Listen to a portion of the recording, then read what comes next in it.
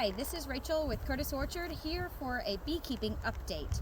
So last week we checked all the hives and one of the hives didn't have a queen. Now, in order for them to make a new queen, I gave them new brood, which was just little tiny eggs.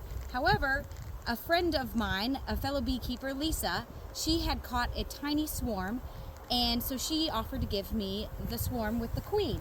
So instead of waiting for them to raise a new queen, I went ahead and captured the queen and put it inside.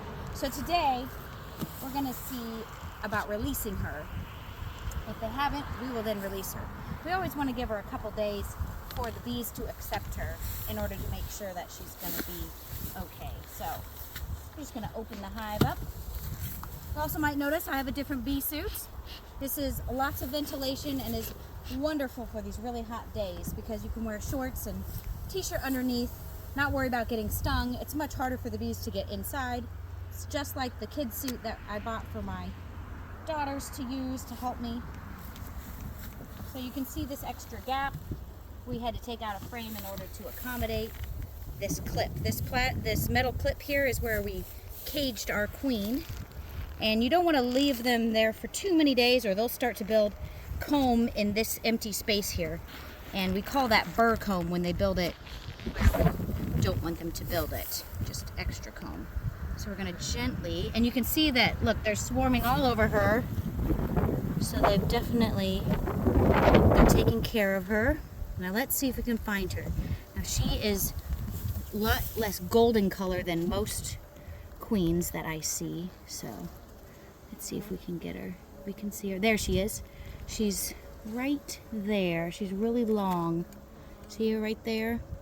Now I'll release her on the top so maybe we can see her better. There she is, right inside. Can you see her right there?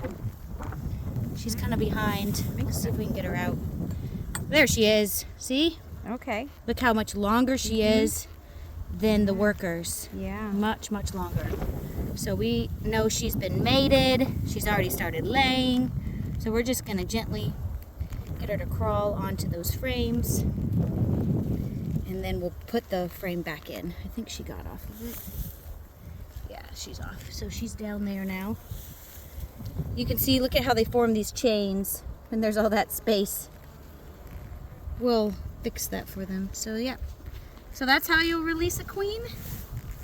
If you were to purchase a queen from a beekeeping company, it might come in the mail, and it would come in a little wooden box with a screen and some candy on one end and a cork on the other. And that's so you could decide if you wanted the bees to chew through the candy end and release her, or if you wanted to release her immediately, you could just pop the cork off and let her go. At least after a couple days, once you see that they've accepted her. That way you don't have to wait the whole amount of time, because sometimes they're not quick enough to release her and you don't want her in there any longer than necessary because you want her in your hive laying eggs. So this is the frame that I pulled out. I'm going to gently push them together though rather than push it down in there in case the queen were to be damaged. This way I can ensure that I don't squish any bees as I gently put it closer together. Just like that.